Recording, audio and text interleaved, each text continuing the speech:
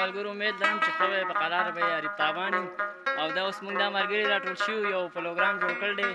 نو تاسو ته به دا څه ملګري غزلې وایي ټپې به کوي نو دا به تاسو ته زه شیر کوم نو راځئ دا موږ سره وګورئ شیر اصغر نه به تپوسونه کوم دې پروګرام په باره کې او دوی به تاسو ته پوره ډیټیل کې دا خبره کوي چې موږ څنګه دا پروګرام را جوړ کړی دی نو زه د هغه خوا نه چې څه ووایم